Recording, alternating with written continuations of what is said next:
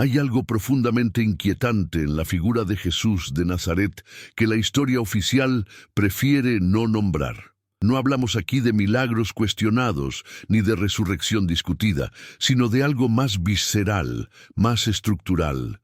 Las contradicciones tan brutales en su historia que ninguna institución se atreve a resolver, porque hacerlo implicaría admitir que lo que llamamos cristianismo tal vez nunca fue lo que nos dijeron que era. ¿Por qué la humanidad teme tanto a la verdad cuando se trata de sus figuras sagradas?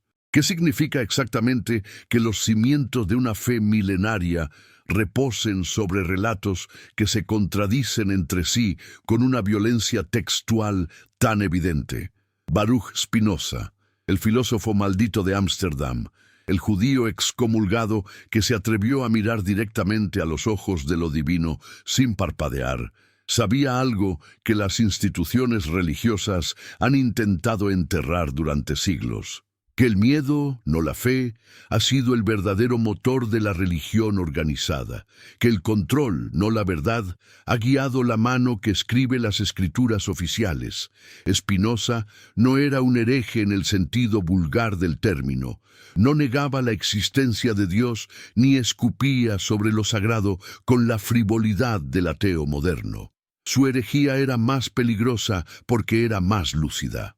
Proponía que la razón humana, esa luz natural que todos poseemos, era suficiente para entender la naturaleza divina sin necesidad de intermediarios eclesiásticos ni dogmas impuestos.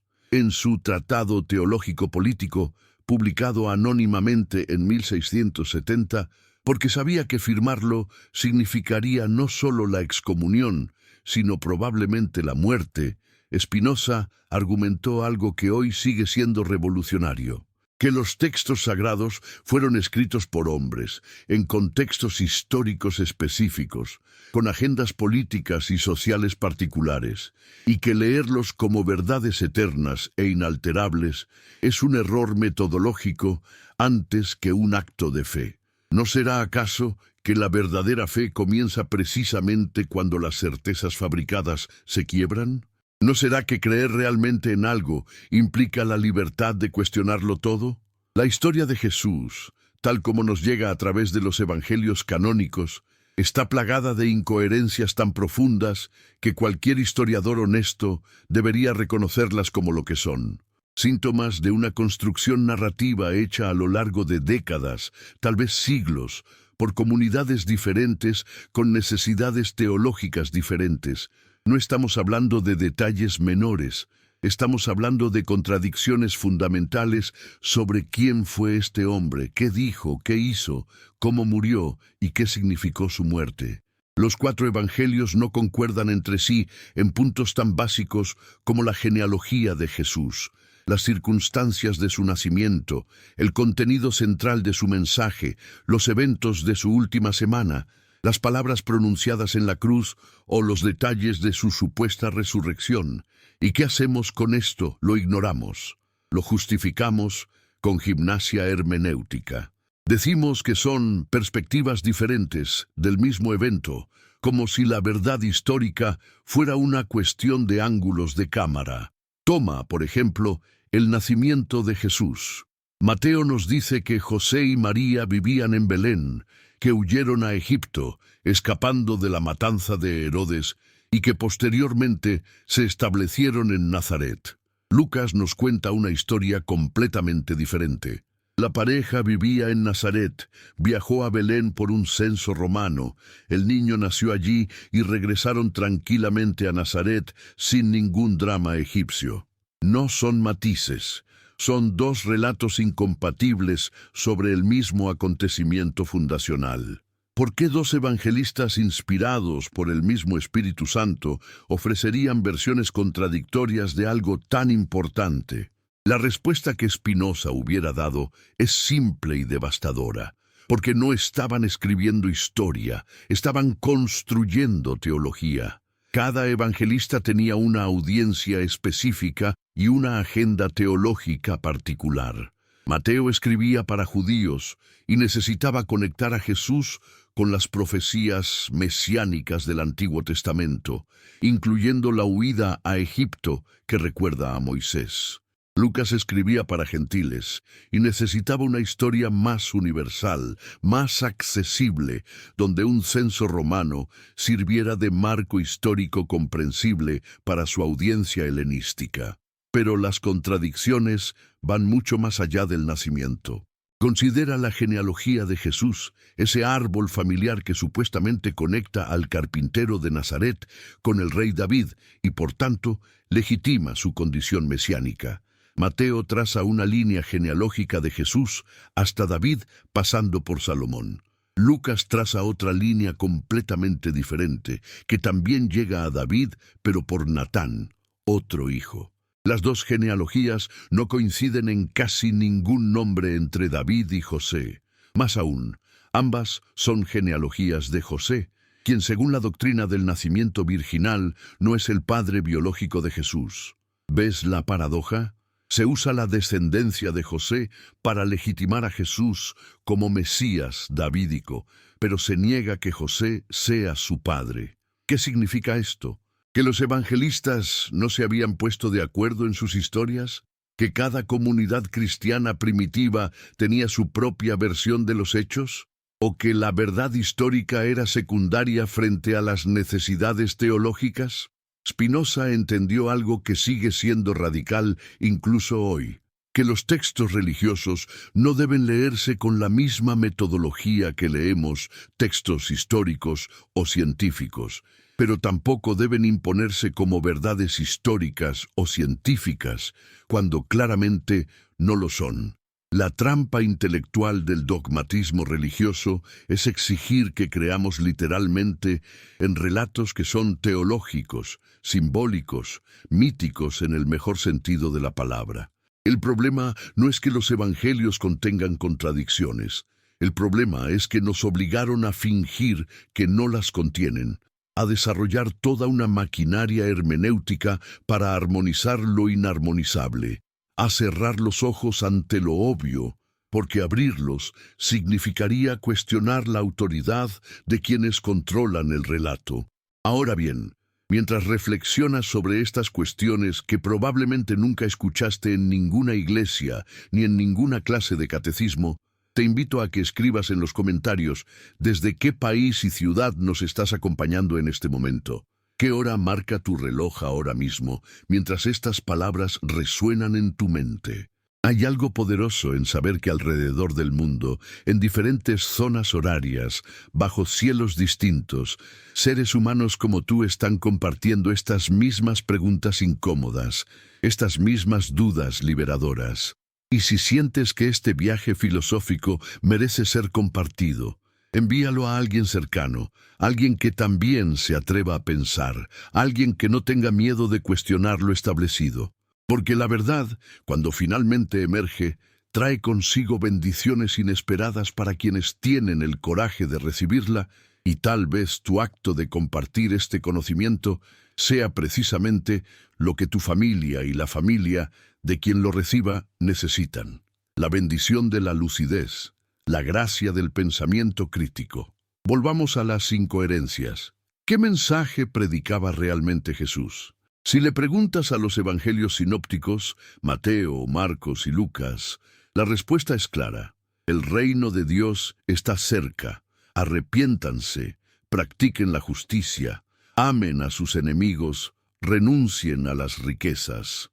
Es un mensaje principalmente ético y apocalíptico, con una fuerte carga social. Pero si le preguntas al Evangelio de Juan, obtienes algo radicalmente diferente. Largos discursos sobre la naturaleza divina de Jesús, metáforas complejas sobre ser el pan de vida, la luz del mundo, la vid verdadera. El Jesús juanino habla constantemente de sí mismo y su relación con el Padre. El Jesús sinóptico casi nunca hace esto. ¿Cómo es posible que la figura central del cristianismo tenga dos personalidades teológicas tan distintas dependiendo de qué evangelio leas? La respuesta espinociana sería, Porque Jesús es una construcción literaria y teológica que cada comunidad moldeó según sus necesidades. El Jesús histórico, si es que podemos llegar a él, probablemente fue un predicador apocalíptico judío entre muchos otros de su época.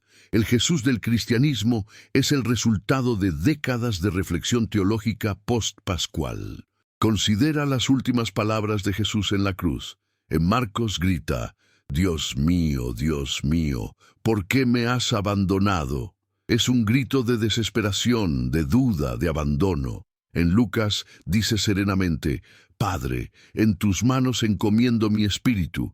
En Juan declara: consumado es. 3 versiones diferentes de las supuestas últimas palabras del fundador del cristianismo. ¿Cuál es la verdadera? ¿O ninguna lo es? ¿O todas son verdaderas en el sentido teológico, pero no en el histórico? Cada evangelista necesitaba que Jesús muriera de una manera particular para comunicar una verdad teológica específica. Marcos, el más antiguo y crudo, presenta a un Jesús humano que sufre y duda. Lucas, escribiendo para una audiencia más refinada, necesita un Jesús más controlado, más divino. Juan, el más tardío y teológicamente sofisticado, presenta a un Jesús que tiene control total sobre su destino hasta el final. ¿Ves el patrón? La cristología evoluciona, se desarrolla, se diviniza cada vez más a medida que nos alejamos del evento histórico. ¿Y qué hay de la resurrección, el evento central y fundacional del cristianismo? Los relatos de la resurrección son tal vez las narraciones más contradictorias de todos los evangelios. ¿Quién fue al sepulcro? María Magdalena sola, Juan. María Magdalena y la otra María, Mateo. María Magdalena, María madre de Santiago y Salomé, Marcos. María Magdalena, Juana, María madre de Santiago y otras, Lucas. ¿Qué encontraron allí? ¿Un ángel? Mateo. ¿Un joven vestido de blanco? Marcos. 2 hombres con vestiduras resplandecientes? Lucas. Ninguna figura angelical, solo el sepulcro vacío. Juan. ¿A quién se apareció Jesús primero después de resucitar? ¿A María Magdalena sola? ¿A las 2 Marías? ¿A Pedro? Cada evangelio cuenta una versión diferente. Si esto fuera un caso judicial moderno, los testigos serían descalificados por testimonios contradictorios. Pero como es religión, se nos pide que creamos que todas las versiones son verdaderas simultáneamente mediante algún tipo de alquimia hermenéutica. Spinoza diría que estas contradicciones no son un problema si dejamos de pretender que los textos sagrados son testimonios históricos precisos. El problema surge cuando las instituciones religiosas insisten en la inerrancia bíblica, cuando exigen que creamos que cada palabra fue dictada por Dios y por tanto no puede contener errores. Ahí es donde el edificio se derrumba, porque la evidencia textual muestra claramente que los evangelios son productos humanos, escritos en contextos específicos, con propósitos específicos, por autores con perspectivas específicas. Reconocer esto no destruye la fe, libera a la fe de la prisión del literalismo. Pero las instituciones religiosas han preferido el control que ofrece el dogma a la libertad que ofrece la verdad. ¿Por qué Jesús nunca menciona la Trinidad en ningún evangelio si es una doctrina tan central del cristianismo?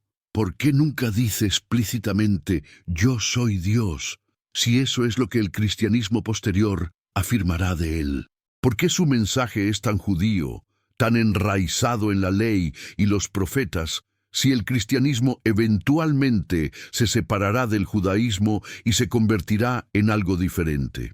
¿Por qué Pablo, el verdadero arquitecto del cristianismo teológico, casi nunca cita las enseñanzas de Jesús y en cambio construye una teología completamente nueva basada en la muerte y resurrección?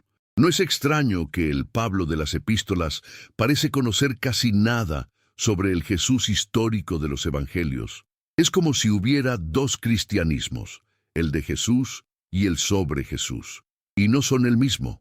La incoherencia más profunda tal vez sea esta.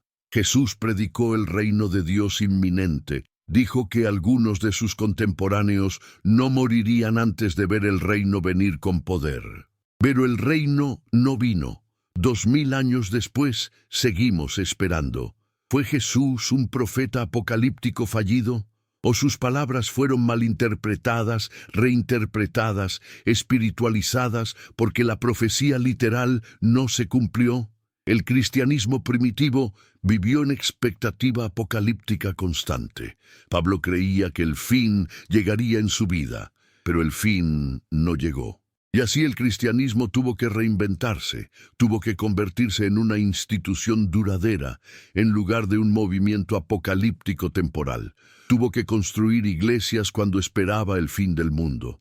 Tuvo que desarrollar jerarquías cuando creía que Cristo regresaría antes de que fuera necesaria una estructura eclesiástica. Spinoza veía todo esto con claridad meridiana, porque aplicaba a los textos religiosos el mismo análisis crítico que aplicaría a cualquier texto antiguo. No lo hacía por odio o desprecio, sino por amor a la verdad. Su método era simple: leer las Escrituras sin presupuestos dogmáticos, contextualizarlas históricamente, compararlas con otras fuentes, identificar contradicciones sin intentar resolverlas artificialmente. Lo que descubrió fue revolucionario: que la Biblia no es un texto unificado con un solo autor divino, sino una biblioteca de textos escritos por múltiples autores humanos a lo largo de siglos. Que los milagros pueden explicarse naturalmente o entenderse como recursos literarios.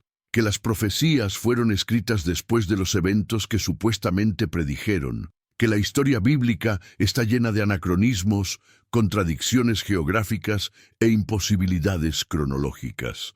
¿Por qué la Iglesia teme más a las dudas que a las herejías? Porque la duda honesta es más peligrosa que la negación absoluta. El ateo que simplemente rechaza todo es fácil de descartar, pero el creyente que duda, que cuestiona, que exige coherencia, que pide evidencia, ese es el verdadero peligro, porque su cuestionamiento viene desde dentro. Spinoza era peligroso no porque negara a Dios, sino porque redefinía a Dios de una manera que hacía innecesarios a los sacerdotes, las iglesias, los dogmas, los rituales. Si Dios es la naturaleza misma, si Dios es la sustancia infinita que todo lo contiene, si conocer a Dios es conocer las leyes naturales mediante la razón, entonces, ¿para qué necesitamos revelación sobrenatural? ¿Para qué necesitamos intermediarios que nos digan cómo pensar? Las incoherencias en la historia de Jesús no son accidentales. Son síntomas de un proceso de construcción teológica que tomó siglos. El Jesús histórico probablemente fue un judío galileo del primer siglo que predicó un mensaje apocalíptico, reunió seguidores, entró en conflicto con las autoridades y fue ejecutado como muchos otros en su tiempo. El Cristo de la fe es una construcción teológica compleja, elaborada por comunidades cristianas primitivas que interpretaron su vida, muerte y supuesta resurrección a través de lentes proféticos del Antiguo Testamento, filosofía helenística y experiencias místicas. No es mentira, es mitología en el sentido profundo, la construcción de significado trascendente a partir de eventos históricos. El problema surge cuando confundimos mitología con historiografía, cuando insistimos en que los relatos míticos son relatos periodísticos. ¿Qué significa que un dogma se derrumbe ante la razón? ¿Significa que la fe era falsa desde el principio? ¿O significa que lo que llamábamos fe era en realidad miedo disfrazado? Spinoza sugeriría que la verdadera religión, la verdadera piedad, no necesita defender dogmas irracionales. La verdadera religión es amor a Dios expresado como amor a la verdad y amor al prójimo. Todo lo demás, toda la parafernalia dogmática, ritual, institucional, es superstición diseñada para controlar a las masas mediante el miedo. La teología spinoziana es radicalmente simple, Conocer a Dios es conocer la naturaleza. Amar a Dios es vivir según la razón. Servir a Dios es actuar con justicia. No necesitas creer en nacimientos virginales, ni resurrecciones físicas, ni trinidades para esto. Solo necesitas tu razón y tu amor. Parte 2. Continuamos entonces este viaje por los territorios prohibidos del pensamiento. Allí donde las instituciones religiosas prefieren que no miremos porque saben que una vez que ves las contradicciones, ya no puedes desverlas. Ya no puedes regresar a la inocencia del creyente que nunca cuestionó. Spinoza había cruzado ese umbral y sabía que no había retorno. Cuando el Mahamat de Ámsterdam lo excomulgó en 1656, con el jerem más severo jamás pronunciado contra un judío, no lo hicieron porque negara la existencia de Dios, sino porque su Dios era tan diferente del Dios antropomórfico de las Escrituras que equivalía a una negación.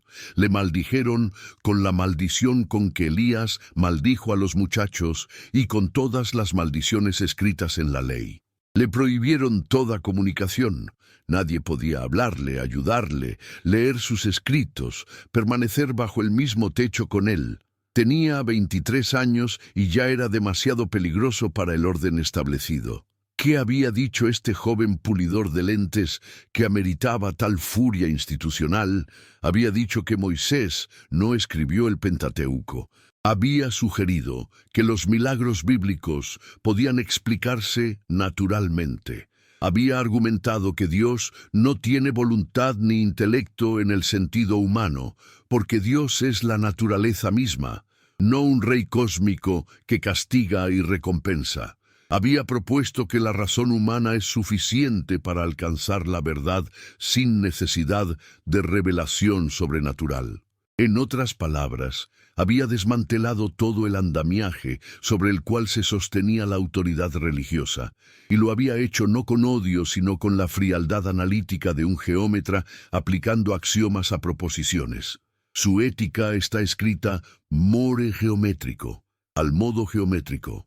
Definiciones, axiomas, proposiciones, demostraciones. Como si la verdad sobre Dios y el hombre pudiera demostrarse con la misma certeza que un teorema matemático.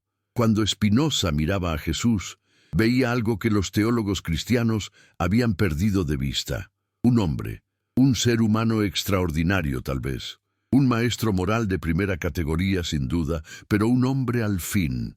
La divinización de Jesús, argumentaba Spinoza, fue un proceso histórico posterior, una elaboración teológica que respondía más a necesidades comunitarias y políticas que a la realidad de quien fue este judío Galileo. Y las contradicciones en los evangelios son evidencia de ese proceso. Cada evangelista estaba construyendo no un retrato histórico, sino un ícono teológico.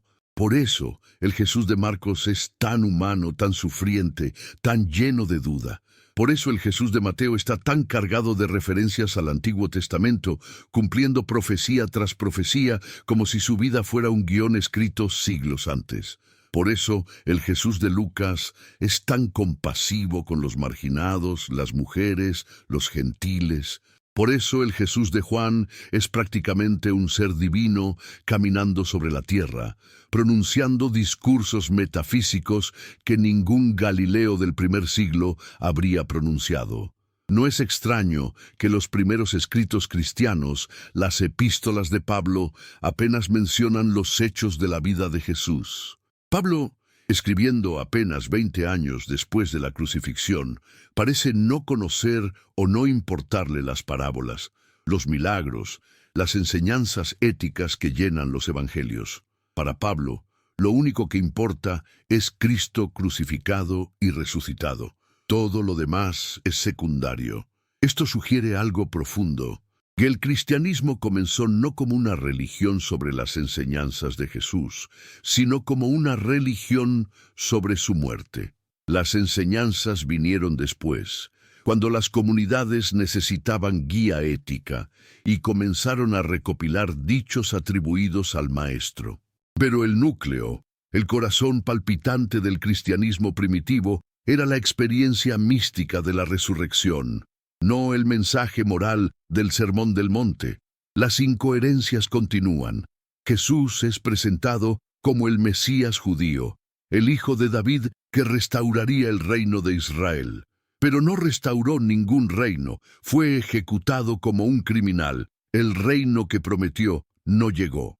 ¿Cómo resolvió el cristianismo primitivo esta contradicción masiva, reinterpretando completamente qué significaba Mesías y qué significaba reino? El Mesías ya no sería un rey político, sino un salvador espiritual. El reino ya no sería terrenal, sino celestial, o interior, o futuro, o presente pero invisible. Es una de las operaciones hermenéuticas más audaces de la historia. Tomar un fracaso histórico evidente y convertirlo en victoria teológica mediante reinterpretación radical. No estoy diciendo que esto sea engaño consciente. Probablemente las primeras comunidades cristianas realmente creyeron que estaban descubriendo el verdadero significado de las profecías. Pero Spinoza nos pediría que reconozcamos lo que está sucediendo. La realidad histórica está siendo transformada por la necesidad teológica. Considera la doctrina del pecado original, tan central en el cristianismo posterior. Jesús nunca la mencionó. El concepto no existe en los evangelios. Fue Pablo quien lo desarrolló y Agustín quien lo sistematizó siglos después. ¿Cómo es posible que una doctrina tan fundamental para el cristianismo no aparezca en las enseñanzas del fundador? Porque el cristianismo que conocemos es en gran medida paulino y agustiniano, no jesuciano. Es la religión que Pablo construyó sobre la experiencia de la resurrección, elaborada por los padres de la Iglesia, codificada en los concilios ecuménicos. El Jesús histórico probablemente habría quedado perplejo ante nociones como la Trinidad, la transubstanciación, el purgatorio, la Inmaculada Concepción de María. Todas estas son elaboraciones teológicas posteriores que responden a debates y necesidades de comunidades posteriores. ¿Por qué la Iglesia necesitó 4 siglos y múltiples concilios para definir exactamente qué significaba que Jesús fuera divino? Si la divinidad de Cristo era tan obvia, tan central, tan claramente revelada en las Escrituras, ¿por qué hubo tantas controversias? ¿Por qué el arrianismo casi triunfa? ¿Por qué fue necesario que el emperador Constantino convocara un concilio en Nicea en el año 325 para resolver la cuestión? Porque no era obvio, porque diferentes comunidades cristianas tenían diferentes cristologías, porque la doctrina de la Trinidad es una construcción teológica compleja que requirió siglos de debate filosófico para formularse. Y aún así, hasta el día de hoy, si le preguntas a un cristiano promedio que explique la Trinidad, probablemente no podrá hacerlo coherentemente porque es una doctrina que desafía la lógica básica. Spinoza veía todo esto y se preguntaba, ¿por qué complicar tanto las cosas? ¿Por qué necesitamos fórmulas trinitarias y debates cristológicos para vivir moralmente y conocer a Dios?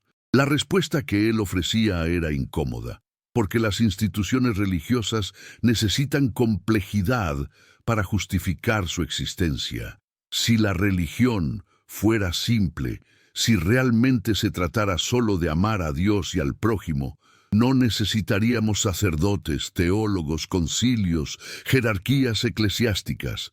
La complejidad doctrinal crea dependencia. Necesitas expertos que interpreten los misterios para ti. Necesitas una iglesia que medie entre tú y Dios. Y así el control se perpetúa. ¿Qué hay de los milagros de Jesús? Los evangelios están llenos de ellos. Camina sobre el agua, multiplica panes y peces, convierte agua en vino, resucita muertos, cura enfermos. ¿Ocurrieron realmente? Spinoza argumentaba que los milagros son imposibles porque implicarían que Dios viola sus propias leyes naturales, lo cual contradice la idea de un Dios racional y consistente. Las leyes naturales son expresiones de la naturaleza divina. Un milagro sería Dios contradiciéndose a sí mismo. Por tanto, los relatos milagrosos deben entenderse como recursos literarios, como formas de comunicar verdades teológicas mediante narrativas simbólicas. Jesús, multiplicando panes, no es un hecho histórico, sino una imagen de abundancia divina. Jesús calmando tormentas no es meteorología, sino una metáfora de paz en medio del caos existencial. Pero admitir esto, reconocer que los milagros son simbólicos no literales, desestabiliza todo el edificio. Porque si los milagros son simbólicos, ¿qué hay de la resurrección?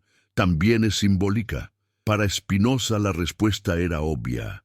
Sí, la resurrección es una experiencia espiritual de las comunidades que sintieron que el Espíritu de Jesús seguía vivo entre ellas, no un evento biológico donde un cadáver volvió a la vida. Pero esto es precisamente lo que el cristianismo ortodoxo no puede aceptar porque la resurrección física es el fundamento histórico de su fe. Pablo lo dijo claramente. Si Cristo no resucitó, vana es nuestra predicación y vana es vuestra fe. Todo el cristianismo se sostiene sobre la literalidad de la resurrección. Quitarla y el edificio se derrumba. O tal vez no. Tal vez lo que se derrumba es solo una interpretación particular del cristianismo.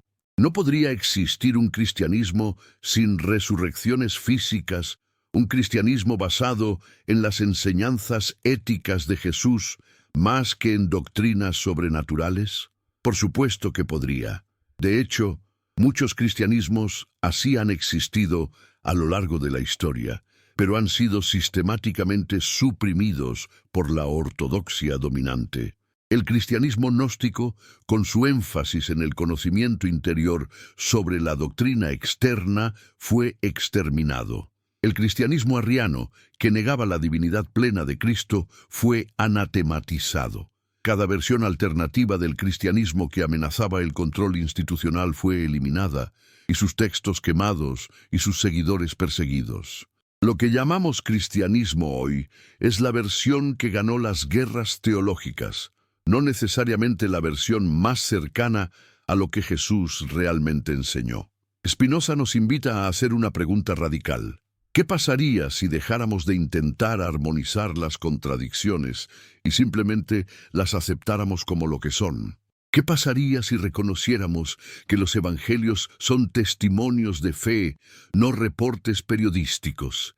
¿Qué pasaría si entendiéramos que la verdad religiosa no es lo mismo que la verdad histórica? Esto no destruiría la religión, la transformaría. Liberaría a la fe de la carga imposible de defender lo indefendible. Permitiría que las personas religiosas fueran también personas racionales sin tener que compartimentar sus mentes. Abriría espacio para una espiritualidad más honesta, más humilde, menos dogmática. Pero las instituciones religiosas han elegido otro camino. Han elegido el fundamentalismo o la gimnasia hermenéutica. O insisten en la literalidad absoluta de todo, lo cual los pone en conflicto inevitable con la ciencia, la historia y la razón. O desarrollan métodos de interpretación tan complejos que pueden hacer que cualquier texto signifique cualquier cosa, lo cual convierte a las escrituras en arcilla infinitamente moldeable en manos de quien tiene el poder interpretativo. Ambas estrategias evitan enfrentar la verdad incómoda, que los textos sagrados son productos humanos, llenos de belleza y sabiduría, pero también de error y contradicción, escritos en contextos específicos, para audiencias específicas, con agenda específicas. ¿Por qué la Iglesia teme más a las dudas que a las herejías? Porque el hereje puede ser expulsado, pero el que duda desde dentro corroe los cimientos. El hereje está afuera, es el enemigo visible. El que duda está adentro, es la grieta en el muro. Y Spinoza era esa grieta. No atacaba desde el ateísmo cómodo, sino desde un amor genuino a la verdad que hacía sus preguntas aún más peligrosas.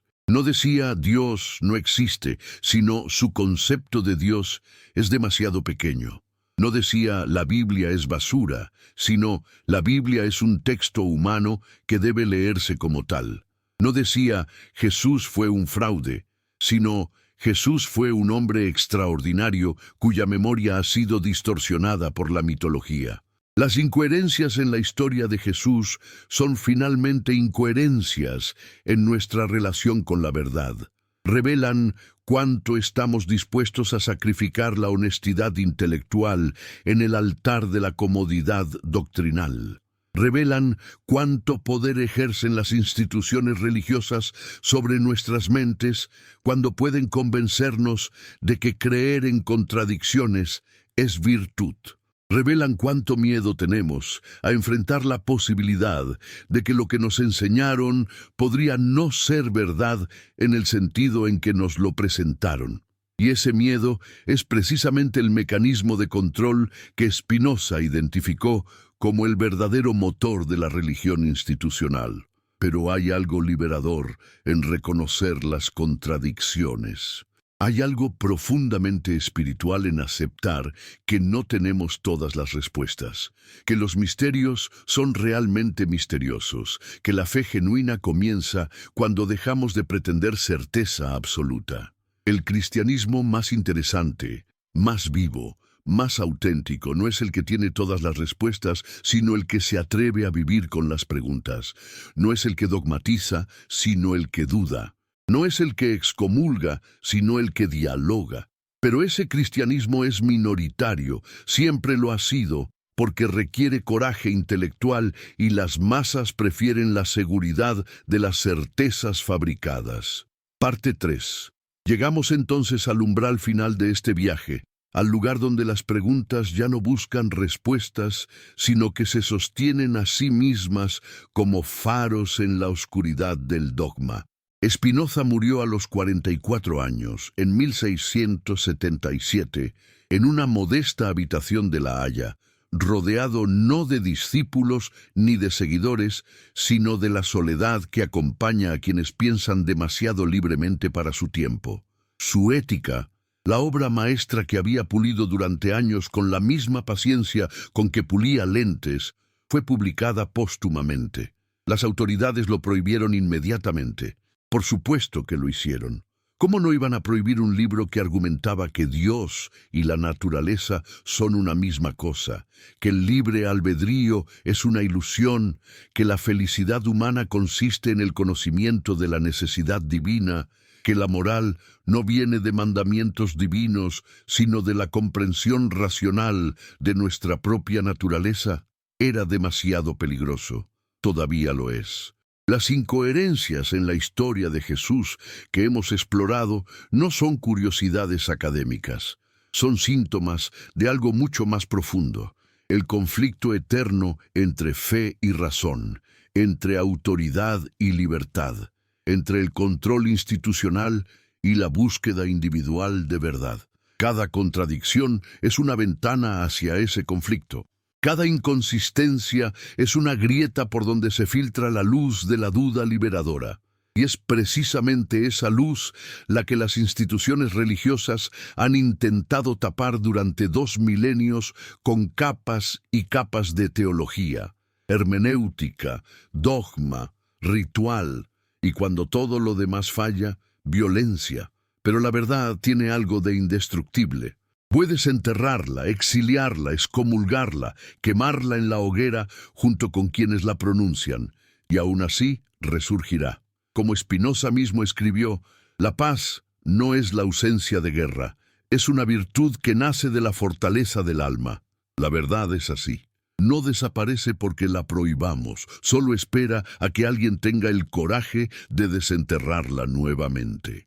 Y en cada generación hay algunos que lo hacen, algunos que miran directamente a los ojos del dogma sin parpadear, algunos que prefieren la incomodidad de la verdad a la comodidad de la mentira piadosa. ¿Qué significa realmente que Jesús sea divino? Si dejamos de lado las fórmulas conciliares y los anatemas teológicos, ¿qué queda? Tal vez lo que queda es algo mucho más simple y profundo. que en este hombre, en su vida y enseñanzas, algunas personas encontraron una manifestación tan intensa del amor divino, de la sabiduría divina, de la justicia divina, que la única manera de expresarlo era mediante el lenguaje de la divinidad. No estaban haciendo ontología, estaban haciendo poesía, estaban diciendo: este hombre nos mostró a Dios de una manera tan clara que para nosotros Él es Dios. Es una afirmación existencial, no metafísica, es testimonio, no doctrina, pero las instituciones necesitan doctrina, necesitan metafísica, necesitan fórmulas precisas que puedan defender y por las cuales puedan excomungar a los disidentes. Spinoza nos invitaría a ver la divinidad de Jesús de otra manera, no como una cualidad ontológica única que lo separaba del resto de la humanidad, sino como una expresión particularmente clara de lo que todos los seres humanos somos en potencia. Jesús no sería el único Hijo de Dios, sino el que más plenamente realizó su filiación divina. Y esa realización no vino de un nacimiento virginal ni de una naturaleza dual, sino de una vida vivida en perfecta armonía con la razón divina, con las leyes de la naturaleza, con el amor universal. Desde esta perspectiva, la imitación de Cristo no sería venerar a un ser sobrenatural, sino actualizar en nosotros mismos ese potencial divino que Él realizó. Pero esta interpretación es intolerable para el cristianismo ortodoxo porque disuelve la separación absoluta entre lo divino y lo humano, sobre la cual se construye toda la soteriología cristiana. Si Jesús no es único, si su divinidad es algo que podemos compartir, entonces no necesitamos salvación externa. Podemos salvarnos a nosotros mismos mediante el conocimiento y la práctica moral.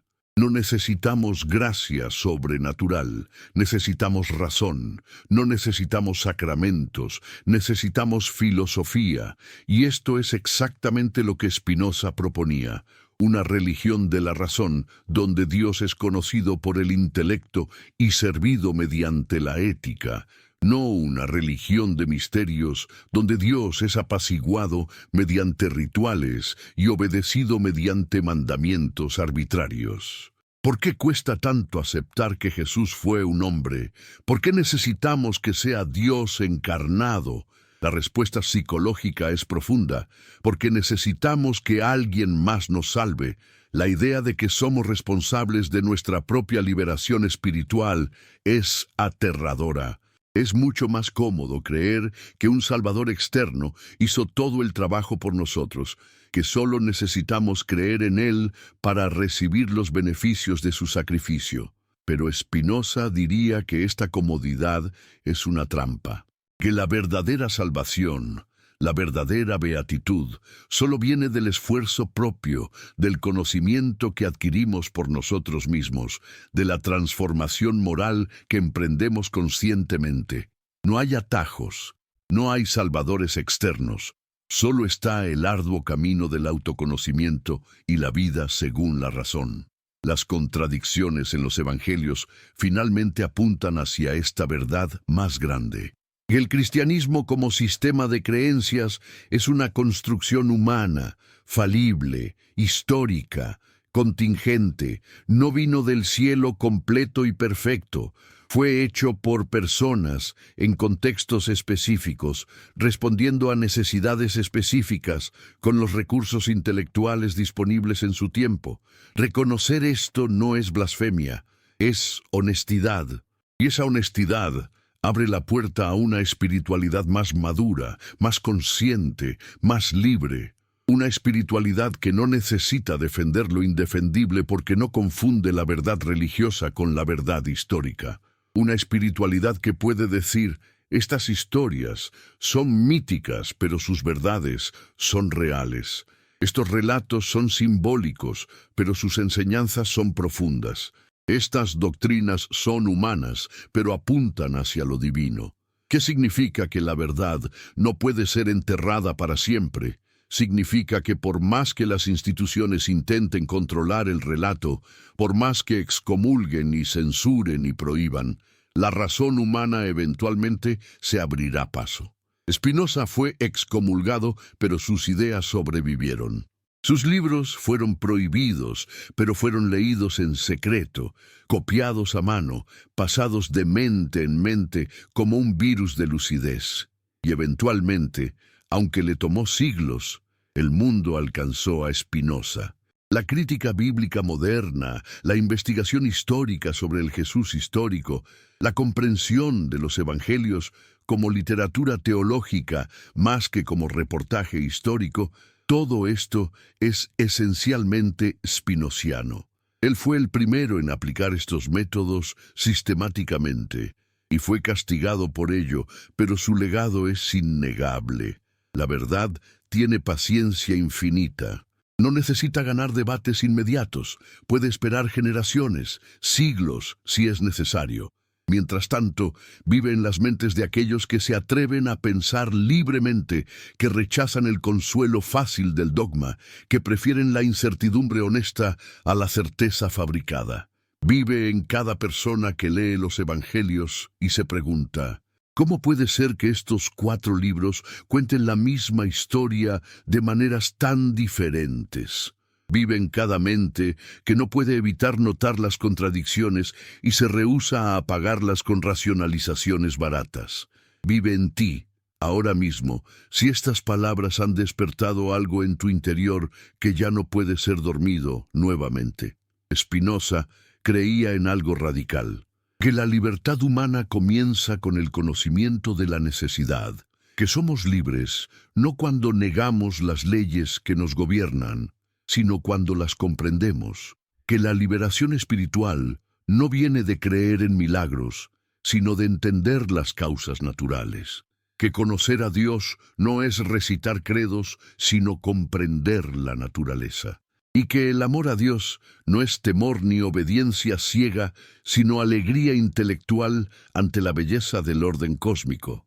Esta filosofía es profundamente religiosa, pero es intolerable para las religiones organizadas porque elimina todo aquello que les da poder. El miedo al castigo divino, la dependencia de intermediarios, la necesidad de rituales salvíficos, la autoridad de interpretar la voluntad divina.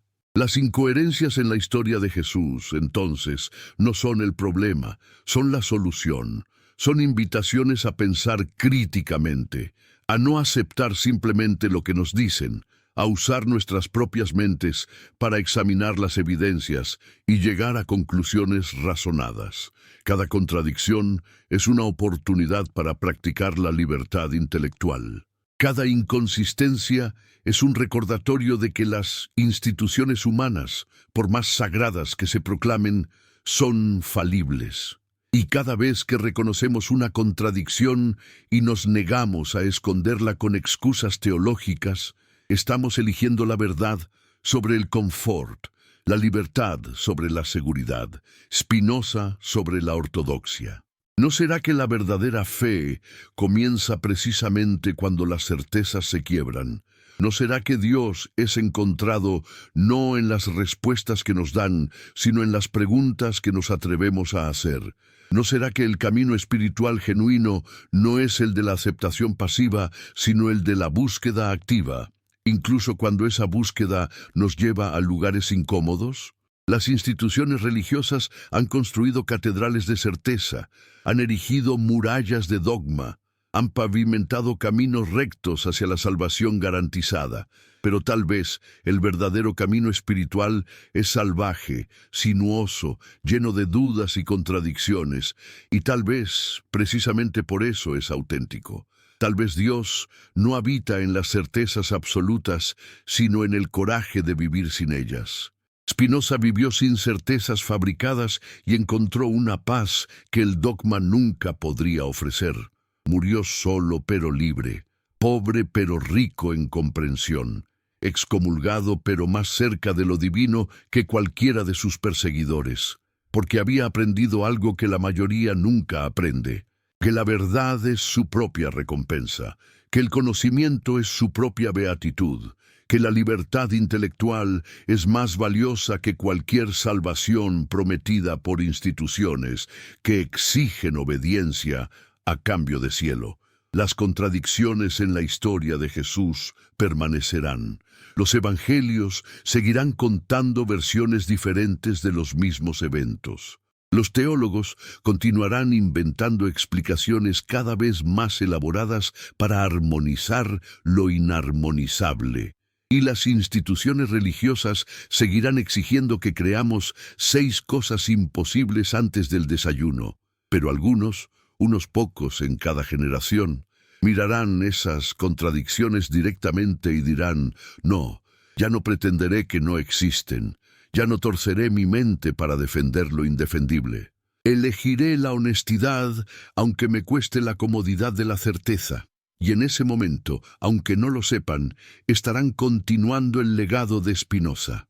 Estarán eligiendo la verdad sobre el dogma. Estarán practicando la libertad que tanto aterra a quienes prefieren el control. La verdad no puede ser enterrada para siempre porque vive en la naturaleza misma de la razón humana.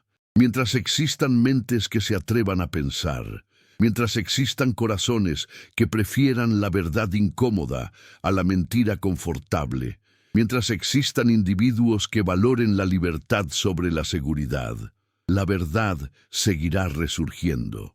Puede ser suprimida por un tiempo, puede ser exiliada, prohibida, anatematizada, pero eventualmente, inevitablemente, regresará.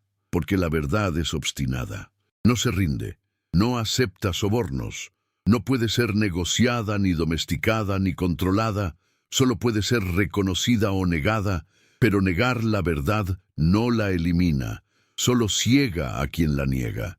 Y tú, quien quiera que seas, donde quiera que estés en este momento leyendo estas palabras, tienes ahora una elección que nadie puede hacer por ti. Puedes cerrar los ojos ante las contradicciones y regresar a la comodidad de la fe no examinada. Puedes desarrollar mecanismos psicológicos para compartimentar tu mente, manteniendo la razón en una caja y la fe en otra, nunca dejando que se encuentren. O puedes hacer lo que Spinoza hizo. Puedes mirar directamente a la verdad, sin importar cuán incómoda sea, y dejar que transforme todo tu entendimiento. No te prometo que será fácil, no te prometo que encontrarás respuestas, pero te prometo que será auténtico. Y en un mundo lleno de falsedades piadosas, la autenticidad es tal vez el bien más escaso y más valioso. El legado de Spinoza no es un sistema de creencias alternativo, es una invitación a pensar por ti mismo, a no aceptar autoridad sin cuestionamiento, a valorar la razón como el don más precioso que poseemos, a buscar a Dios no en dogmas, sino en la naturaleza, a practicar la libertad no como licencia para hacer lo que queramos, sino como capacidad para conocer lo que es verdadero y actuar según esa verdad. Y a reconocer que las contradicciones no son problemas a resolver mediante gimnasia teológica, sino señales que nos indican dónde la verdad ha sido sacrificada en el altar del control institucional. ¿Qué significa que un dogma se derrumbe ante la razón? Significa que nunca fue verdad en el sentido profundo. Significa que era una construcción humana disfrazada de revelación divina. Significa que el emperador no tenía ropa y ahora finalmente alguien lo señaló. Y aunque señalarlo resulte en excomunión, aunque resulte en soledad, aunque resulte en persecución, habrá valido la pena porque la verdad vale más que la pertenencia. La libertad vale más que la aceptación. El conocimiento vale más que la salvación prometida, pero nunca entregada. Las incoherencias en la historia de Jesús son, finalmente, las grietas por donde se ve la humanidad detrás del mito.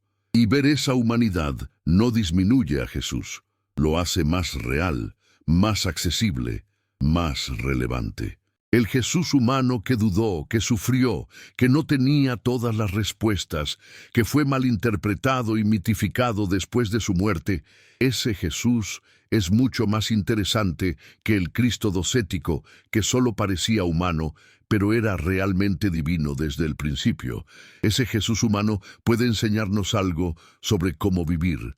El Cristo divino solo puede ser adorado desde la distancia. Y tal vez esa distancia es precisamente lo que las instituciones necesitan mantener. Porque un Jesús humano, un Jesús accesible, un Jesús cuyas enseñanzas podemos seguir sin intermediarios eclesiásticos, ese Jesús es demasiado peligroso para el orden establecido. Así que aquí estamos, al final de este viaje que en realidad no tiene fin porque cada respuesta genera nuevas preguntas, cada certeza disuelta abre nuevos territorios de exploración. Spinoza lo sabía. Por eso no escribió sermones, sino demostraciones geométricas. Por eso no fundó una iglesia, sino que pulió lentes en soledad. Por eso no buscó conversos, sino que escribió para quienes tuvieran ojos para ver y oídos para oír. Su mensaje no era para las masas que prefieren la comodidad del dogma, era para los pocos que prefieren la libertad de la verdad, era para ti, si tienes el coraje de recibirlo. Era para este momento, ahora, cuando estas palabras resuenan en tu mente y algo en tu interior responde: sí, estas contradicciones son reales, y no, ya no fingiré que no existen, y sí, estoy dispuesto a pagar el precio de la honestidad intelectual. La verdad no puede ser enterrada para siempre, puede ser pospuesta, pero eventualmente emerge, y cuando emerge, transforma todo. No promete consuelo fácil ni certezas confortables. Promete algo mejor: libertad.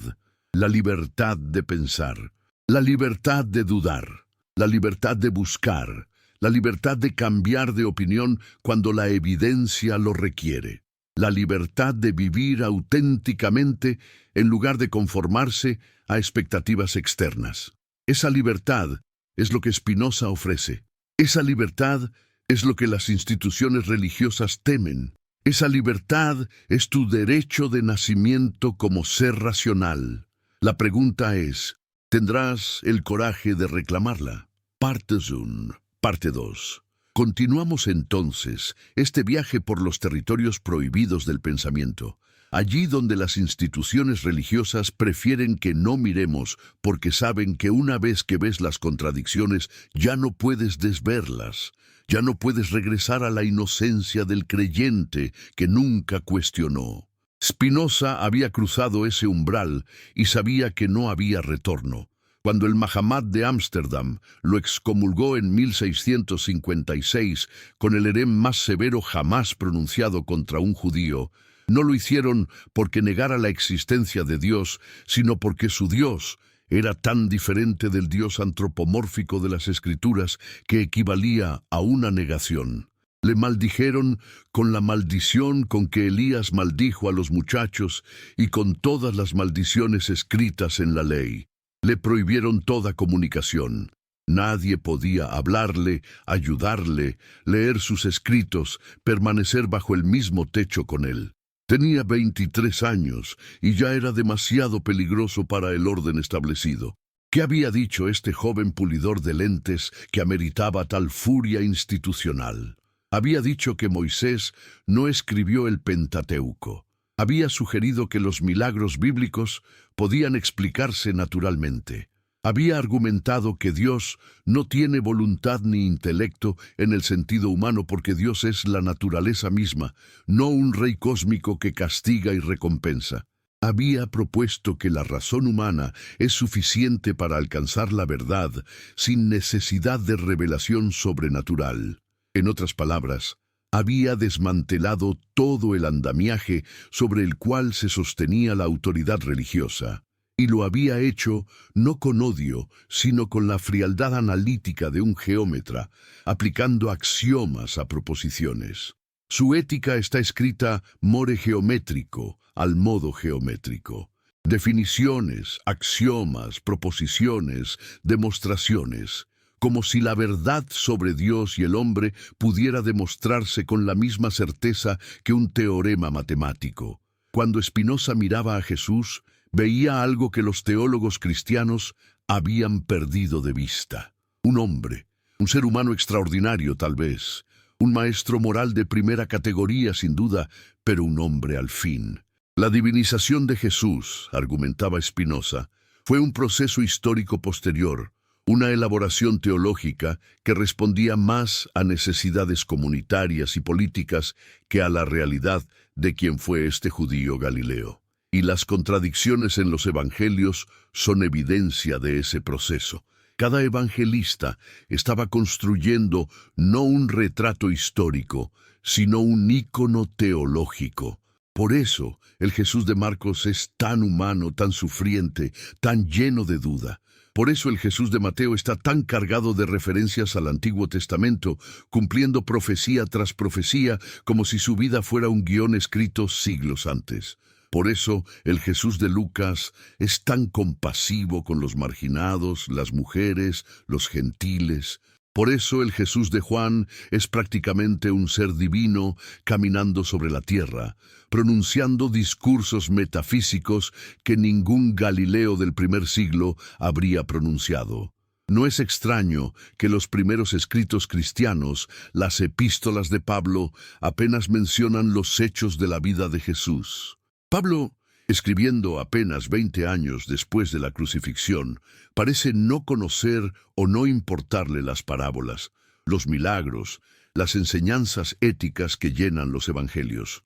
Para Pablo, lo único que importa es Cristo crucificado y resucitado. Todo lo demás es secundario. Esto sugiere algo profundo, que el cristianismo comenzó no como una religión sobre las enseñanzas de Jesús, sino como una religión sobre su muerte. Las enseñanzas vinieron después, cuando las comunidades necesitaban guía ética y comenzaron a recopilar dichos atribuidos al Maestro.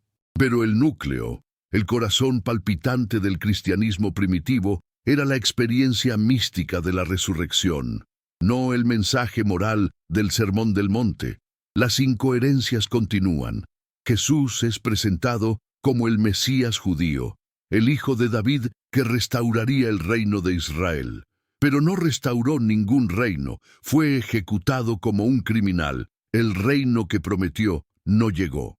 ¿Cómo resolvió el cristianismo primitivo esta contradicción masiva, reinterpretando completamente qué significaba Mesías y qué significaba reino? El Mesías ya no sería un rey político, sino un salvador espiritual. El reino ya no sería terrenal, sino celestial, o interior, o futuro, o presente pero invisible. Es una de las operaciones hermenéuticas más audaces de la historia. Tomar un fracaso histórico evidente y convertirlo en victoria teológica mediante reinterpretación radical. No estoy diciendo que esto sea engaño consciente. Probablemente las primeras comunidades cristianas realmente creyeron que estaban descubriendo el verdadero significado de las profecías. Pero Spinoza nos pediría que reconozcamos lo que está sucediendo. La realidad histórica está siendo transformada por la necesidad teológica. Considera la doctrina del pecado original, tan central en el cristianismo posterior. Jesús nunca la mencionó. El concepto no existe en los evangelios. Fue Pablo quien lo desarrolló y Agustín quien lo sistematizó siglos después. ¿Cómo es posible que una doctrina tan fundamental para el cristianismo no aparezca en las enseñanzas del fundador? Porque el cristianismo que conocemos es en gran medida paulino y agustiniano, no jesuciano. Es la religión que Pablo construyó sobre la experiencia de la resurrección, elaborada por los padres de la Iglesia, codificada en los concilios ecuménicos. El Jesús histórico probablemente habría quedado perplejo ante nociones como la Trinidad, la transubstanciación, el purgatorio, la Inmaculada Concepción de María. Todas estas son elaboraciones teológicas posteriores que responden a debates y necesidades de comunidades posteriores. ¿Por qué la Iglesia necesitó 4 siglos y múltiples concilios para definir exactamente qué significaba que Jesús fuera divino? Si la divinidad de Cristo era tan obvia, tan central, tan claramente revelada en las Escrituras, ¿por qué hubo tantas controversias? ¿Por qué el arrianismo casi triunfa? ¿Por qué fue necesario que el emperador Constantino convocara un concilio en Nicea en el año 325 para resolver la cuestión? Porque no era obvio, porque diferentes comunidades cristianas tenían diferentes cristologías, porque la doctrina de la Trinidad es una construcción teológica compleja que requirió siglos de debate filosófico para formularse. Y aún así, hasta el día de hoy, si le preguntas a un cristiano promedio que explique la Trinidad, probablemente no podrá hacerlo coherentemente porque es una doctrina que desafía la lógica básica. Spinoza veía todo esto y se preguntaba, ¿por qué complicar tanto las cosas? ¿Por qué necesitamos fórmulas trinitarias y debates cristológicos para vivir moralmente y conocer a Dios? La respuesta que él ofrecía era incómoda, porque las instituciones religiosas necesitan complejidad para justificar su existencia. Si la religión fuera simple, si realmente se tratara solo de amar a Dios y al prójimo, no necesitaríamos sacerdotes, teólogos, concilios, jerarquías eclesiásticas. La complejidad doctrinal crea dependencia. Necesitas expertos que interpreten los misterios para ti. Necesitas una iglesia que medie entre tú y Dios. Y así el control se perpetúa. ¿Qué hay de los milagros de Jesús? Los evangelios están llenos de ellos. Camina sobre el agua, multiplica panes y peces, convierte agua en vino, resucita muertos, cura enfermos. ¿Ocurrieron realmente? Spinoza argumentaba que los milagros son imposibles porque implicarían que Dios viola sus propias leyes naturales, lo cual contradice la idea de un Dios racional y consistente. Las leyes naturales son expresiones de la naturaleza divina. Un milagro sería Dios contradiciéndose a sí mismo. Por tanto, los relatos milagrosos deben entenderse como recursos literarios, como formas de comunicar verdades teológicas mediante narrativas simbólicas. Jesús, multiplicando panes, no es un hecho histórico, sino una imagen de abundancia divina. Jesús calmando tormentas no es meteorología, sino una metáfora de paz en medio del caos existencial. Pero admitir esto, reconocer que los milagros son simbólicos no literales, desestabiliza todo el edificio. Porque si los milagros son simbólicos, ¿qué hay de la resurrección? ¿También es simbólica? Para Spinoza la respuesta era obvia. Sí, la resurrección es una experiencia espiritual de las comunidades que sintieron que el Espíritu de Jesús seguía vivo entre ellas, no un evento biológico donde un cadáver volvió a la vida. Pero esto es precisamente lo que el cristianismo ortodoxo no puede aceptar porque la resurrección física es el fundamento histórico de su fe. Pablo lo dijo claramente. Si Cristo no resucitó, vana es nuestra predicación y vana es vuestra fe. Todo el cristianismo se sostiene sobre la literalidad de la resurrección. Quitarla y el edificio se derrumba. O tal vez no. Tal vez lo que se derrumba es solo una interpretación particular del cristianismo. ¿No podría existir un cristianismo sin resurrecciones físicas? Un cristianismo basado en las enseñanzas éticas de Jesús más que en doctrinas sobrenaturales? Por supuesto que podría. De hecho, muchos cristianismos así han existido a lo largo de la historia, pero han sido sistemáticamente suprimidos por la ortodoxia dominante. El cristianismo gnóstico, con su énfasis en el conocimiento interior sobre la doctrina externa, fue exterminado. El cristianismo arriano, que negaba la divinidad plena de Cristo, fue anatematizado. Cada versión alternativa del cristianismo que amenazaba el control institucional fue eliminada, y sus textos quemados y sus seguidores perseguidos. Lo que llamamos cristianismo hoy es la versión que ganó las guerras teológicas, no necesariamente la versión más cercana a lo que Jesús realmente enseñó.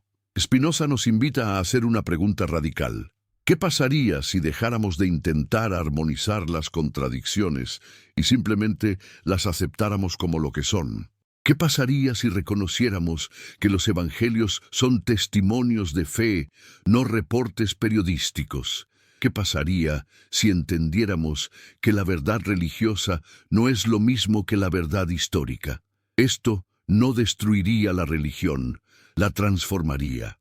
Liberaría a la fe de la carga imposible de defender lo indefendible. Permitiría que las personas religiosas fueran también personas racionales sin tener que compartimentar sus mentes. Abriría espacio para una espiritualidad más honesta, más humilde, menos dogmática. Pero las instituciones religiosas han elegido otro camino. Han elegido el fundamentalismo o la gimnasia hermenéutica.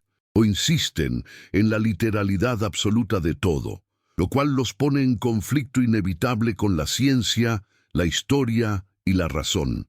O desarrollan métodos de interpretación tan complejos que pueden hacer que cualquier texto signifique cualquier cosa, lo cual convierte a las escrituras en arcilla infinitamente moldeable en manos de quien tiene el poder interpretativo. Ambas estrategias evitan enfrentar la verdad incómoda, que los textos sagrados son productos humanos, llenos de belleza y sabiduría, pero también de error y contradicción, escritos en contextos específicos para audiencias específicas, con agendas específicas.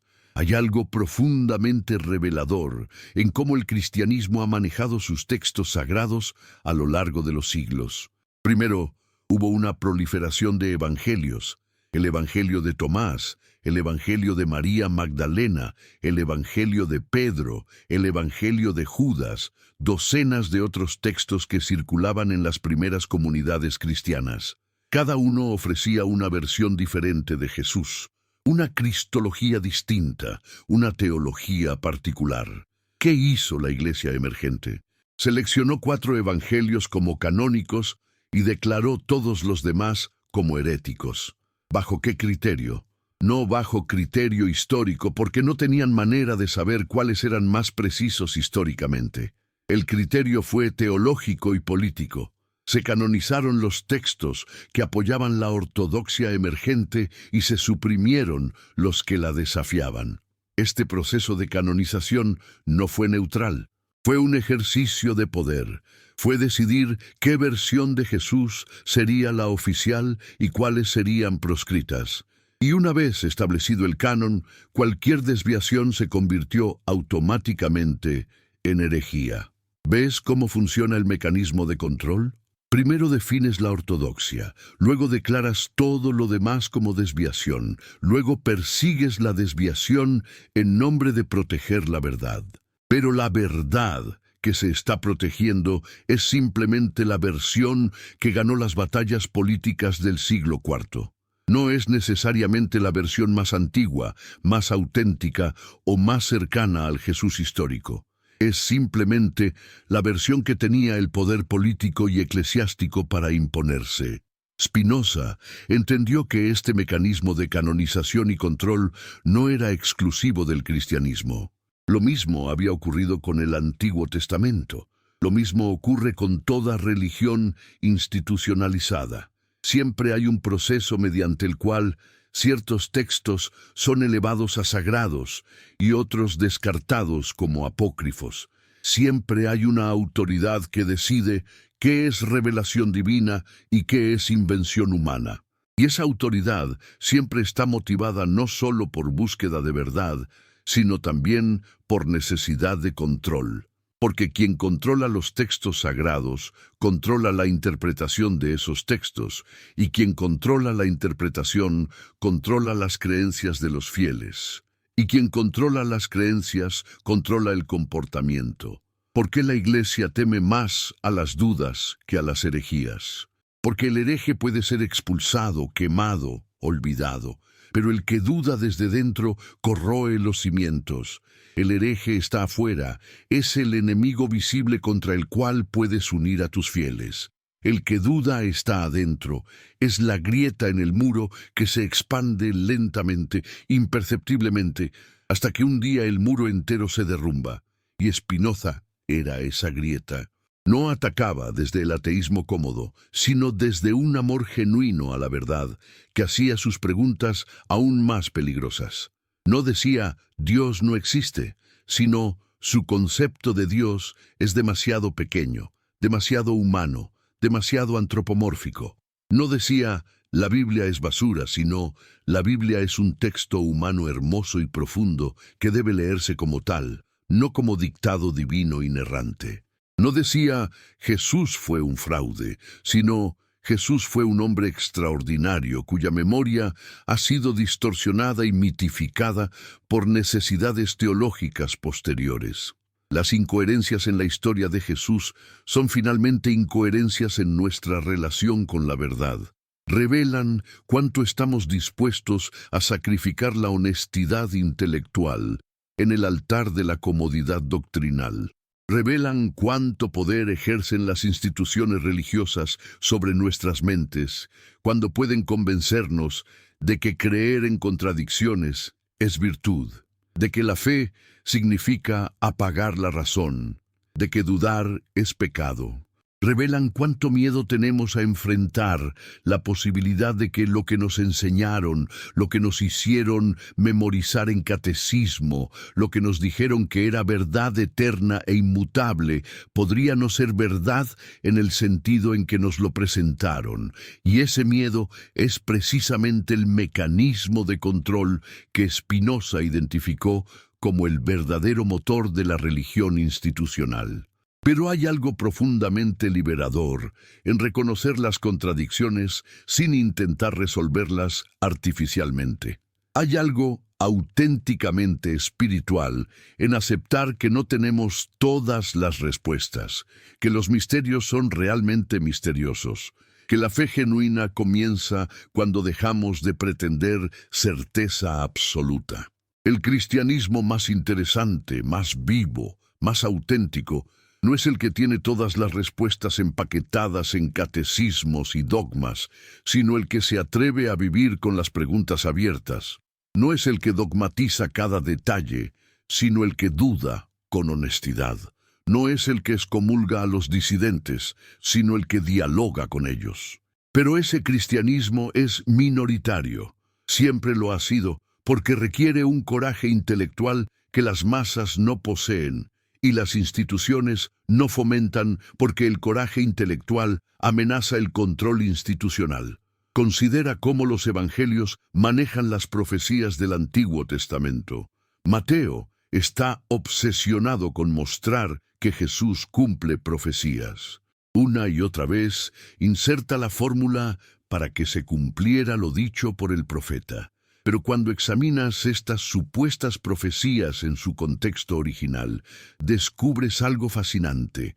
La mayoría no eran profecías mesiánicas en absoluto, eran textos escritos sobre situaciones completamente diferentes que Mateo reinterpretó como predicciones sobre Jesús. Tomó pasajes fuera de contexto, los leyó de manera que sus autores originales nunca pretendieron, y construyó una narrativa de cumplimiento profético. ¿Es esto engaño? No necesariamente. Es el método hermenéutico judío del primer siglo conocido como Pesher, donde los textos antiguos son reinterpretados para hablar a situaciones contemporáneas. Pero reconozcamos lo que es. No es historia, sino teología. No es cumplimiento objetivo de predicciones, sino relectura creativa de textos antiguos para encontrar significado en eventos presentes. El ejemplo más famoso es la profecía del nacimiento virginal. Mateo cita Isaías 7:14. He aquí, la Virgen concebirá y dará a luz un hijo. Pero el texto hebreo original de Isaías no dice virgen, dice almah, que simplemente significa mujer joven. La traducción griega de la Septuaginta usó partenos, que sí significa virgen, y Mateo citó la Septuaginta.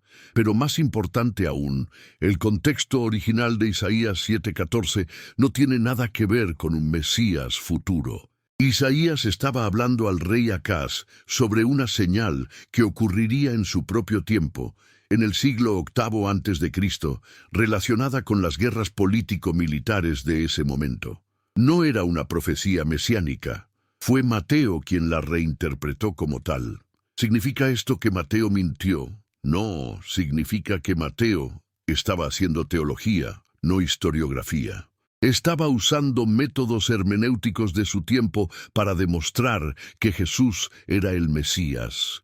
Pero cuando las iglesias modernas presentan esto como cumplimiento objetivo de profecía, están confundiendo géneros literarios, están tratando la teología como si fuera historia científica. ¿Y qué hay de las profecías que el propio Jesús supuestamente hizo y que no se cumplieron? En Marcos 13:30, Jesús dice: «De cierto os digo que no pasará esta generación antes que todo esto acontezca». Estaba hablando del fin del mundo, de la venida del Hijo del Hombre con poder y gloria, del establecimiento del reino. Pero esa generación pasó y nada de eso ocurrió. 2000 años después seguimos esperando. ¿Fue Jesús un profeta fallido? ¿O sus palabras fueron malinterpretadas? Las iglesias han desarrollado innumerables explicaciones. Que generación no significa lo que pensamos que significa, que todo esto se refiere solo a la destrucción del templo en el año 70, que el reino ya vino, pero de manera invisible. Pero la explicación más simple, la que Spinoza ofrecería, es que Jesús compartía la expectativa apocalíptica de muchos judíos de su tiempo, que creía genuinamente que el fin estaba cerca y que simplemente se equivocó, como todo profeta apocalíptico que le precedió y que le siguió. Esta posibilidad, que Jesús se equivocó sobre algo tan fundamental como el tiempo del fin, es intolerable para la ortodoxia cristiana, porque desafía la infalibilidad de Cristo. Pero, ¿qué es más respetuoso? Insistir en que Jesús nunca se equivocó y torcer sus palabras para que signifiquen algo que claramente no significaban, o reconocer que fue un ser humano que, como todos los seres humanos, operaba con el conocimiento limitado de su tiempo y contexto. Spinoza elegiría lo segundo, porque reconocer la humanidad de Jesús no lo disminuye. Lo hace más real, más accesible, más capaz de enseñarnos algo genuino sobre cómo vivir con incertidumbre y aún así mantener la esperanza, cómo enfrentar la muerte con dignidad, cómo amar radicalmente incluso cuando el mundo no responde a ese amor. El conflicto entre fe y razón que Spinoza identificó no es un conflicto entre religión y ciencia, aunque frecuentemente se manifieste así. Es un conflicto más profundo entre dos formas de relacionarse con la verdad. La fe, tal como las instituciones religiosas la definen, exige aceptación sin cuestionamiento. La razón exige evidencia y está dispuesta a cambiar de opinión cuando nueva evidencia emerge. La fe institucional se aferra a dogmas establecidos siglos atrás y declara que son eternos e inmutables. La razón reconoce que el conocimiento humano es provisional, que estamos siempre aprendiendo, que lo que creíamos ayer puede ser refinado o incluso refutado mañana. La fe institucional castiga la duda. La razón la celebra como el motor del progreso intelectual. Spinoza proponía una síntesis radical. Una fe basada en la razón, una religión que no tema a la investigación crítica, una espiritualidad que se fortalezca en lugar de debilitarse cuando se examina honestamente. Pero esta síntesis requiere soltar todo el aparato de dogmas indemostrables, milagros literales, autoridad eclesiástica incuestionable. Requiere estar dispuesto a decir, no sé, y eso está bien. Requiere la humildad de reconocer que nuestros antepasados, por más bien intencionados que fueran, no tenían todas las respuestas y frecuentemente se equivocaban. Requiere el coraje de seguir la evidencia donde quiera que lleve, incluso si lleva a conclusiones incómodas. Las instituciones religiosas no pueden hacer esto porque su autoridad descansa sobre la afirmación de que poseen verdades reveladas, eternas, incuestionables.